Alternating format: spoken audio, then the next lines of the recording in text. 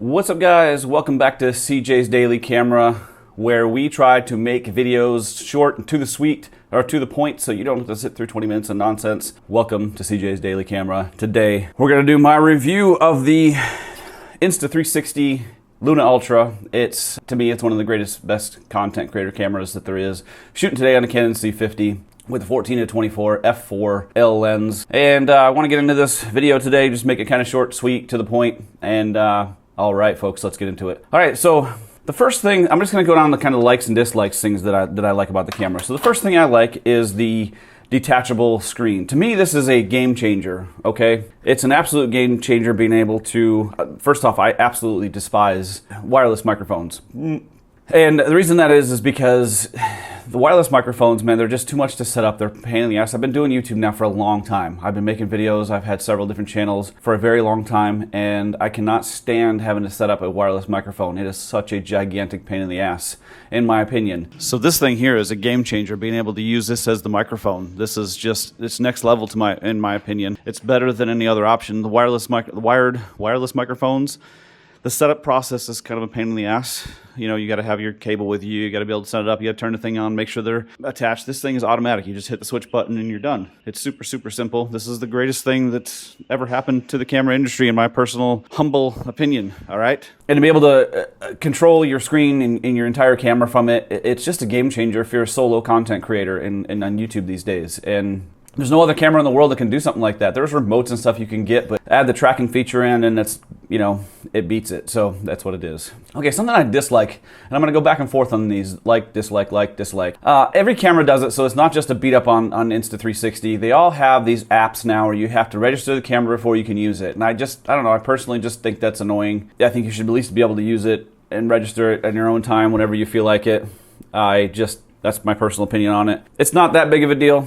It is what it is, but it's, I don't know, I'm sure there's some stupid reason why every action camera does it. Only the action cameras do it. You don't require it for Fuji, you don't require it for a Canon, you don't require it for a Panasonic or a Sony, but if you want an action camera, you have to download an app. Now, it's fine for like firmware updates and stuff like that, but I don't like it for, you know, even being able to turn the camera on, you have to register the camera first. So I think there should be a better way to do it than that. One of the likes that I like is that there's onboard storage. Now, some of these cameras now, the DJI for sure, are putting in onboard storage. So 47 gigabytes, and we'll get into more of that in just a minute, but 47 gigabytes of onboard storage.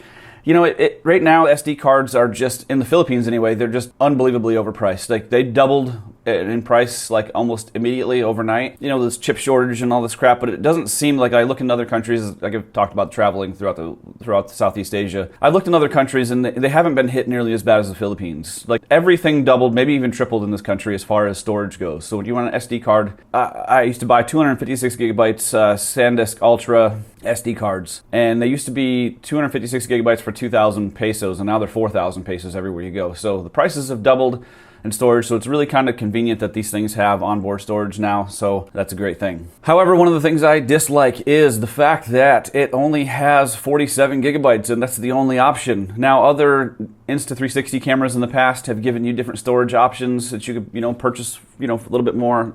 Obviously, the price goes up, so I think there should be a 100 gigabyte version or something along those lines that you can purchase. Right now, there's only a 47 gigabyte one, which I think is, you know, it's kind of, I think there's definitely a better way to do things, right? That's my personal opinion. All right, so it seems like a lot of these action camera type things, gimbal cameras, they're all coming out with like a zoom feature now. I don't think anybody's done it quite as good as the Insta360 Luna Ultra. I think this camera's zoom feature is superior in every way. To me, it reminds me kind of an old, not an old, you know, like a camcorder, dad camcorder. So I think that's really cool. I think it's a great feature, personally, having that built in, and you can also, it's on the module too, so if you're holding the remote touchscreen microphone in your hand and you're like walking around and you get too far away, you can zoom in on yourself, and I think that's a game-changing feature as far as the camera goes. That's my personal opinion on that. This built-in tripod, another thing I dislike. This is kind of, I mean, it's super flimsy to me. I don't like this at all. I think that, you know, DJI has always put a little mini tripod in the box when you purchase these things, and for the price, these things are quite a bit more expensive than the DJI Pocket 4s. The Pocket 4s go for like $29,000. This went for $47,000. So for 20,000 extra pesos, you're just getting the lens, kind of thing. So like I don't see any reason why they couldn't put a 200 peso tripod. Now this one's from Smallwood. What I like about this one is that you just hit one button and it opens. So this is something I'll probably basically keep on the camera. I've got it on my DJI Pocket 4, and I think they're great, and I don't see why they decided to put something like this thing in here. I mean, it's convenient in a way, because if you don't want to carry your tripod around, you know, it is what it is, but I've seen a lot of reviews when people actually like this thing. I do not. I'm not one of those people. I do not like this. The protective case that comes with this is superior in every way to the DJI Pocket 4. In my opinion, I like this a lot better. I feel a lot safer with this. If I throw it in the bag, oftentimes like the Pocket 3, for instance, had just a little plastic protective case you throw the camera in. Every time I would get to a location, I'd throw it in my bag or whatever, I would get there and the camera was out of the thing and the gimbal was all spun around and stuff. So you never know if you're gonna damage the gimbal. The Pocket 4 is a little bit better, but it comes with this little thing here. And if you lose that, like I haven't seen anywhere where you can buy these things like separately. So if you lose this, you probably don't ever want to take the camera back out again. You know, don't lose it. So this right here, I do like. You got the little door and it pops open like that. This is awesome. I definitely think this is one of the better. This is the best protective case that you can get for a pocket camera or a gimbal camera. Okay, so this disc light I think is something that can be fixed in the firmware update, and I'll show you kind of some B-roll here. When you're scrolling through your like picture profiles on here, the preview screen is so short that you can't even really look at it, and it closes out. You have to go hit it again. It's like, I think that they could, you know, I've had the Insta 360 Ace Pro 2 in that picture profile. You can sit and kind of look at it and make sure, okay, I like this one. You know, this one you don't really even have that time to do that. It's so short. That's something I think can be pushed through with a firmware update, and I don't think too many camera companies are watching my videos at this point yet, but maybe, you never know. So Insta 360, if you're listening to my channel, like send me a firmware update, so give me just a little bit more time to like look at the profiles and scroll through the next one.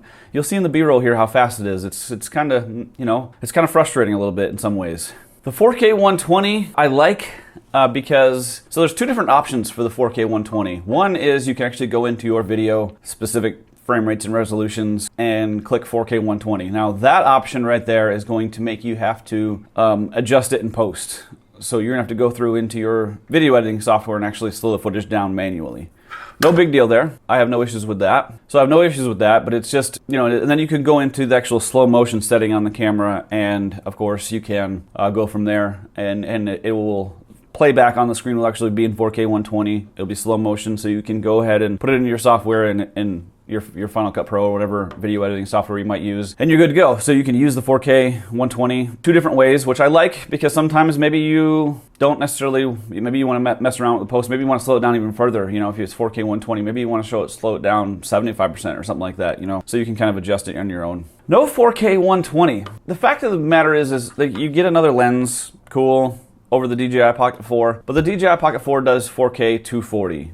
And I think that's kind of, you know, a little bit of a bummer to me that you can't shoot 4K 240. I think in 2026, I think every camera like this should really shoot 4K 240, at least, in my opinion. So that's kind of a bummer. And maybe there'll be a firmware update. Who knows? Maybe we'll get 240 in the next version or something, or maybe, I don't know if they can even do that or not. But anyways, I think that I wish it had 4K 240 rather than 4K 120. The fact of the matter is this is 20-something thousand, I guess 18,000 pesos more expensive than the DJI Pocket 4. And yes, it doesn't have the lens features, as there's so many features on this that I actually like better, so maybe it is worth it, but I do wish maybe, you know, the 4K 240 would be kind of nice. The fact of the matter is the DJI Pocket 4 Pro or Pocket 4P is going to have the 4K 240, so its direct competition is better in some ways already. Overall, I think this is going to be a great content creator camera. As a matter of fact, I think if you're a content creator in 2026, this should be the highest camera on your list of potential cameras to make your YouTube videos, especially if you're a vlogger, because this thing is just,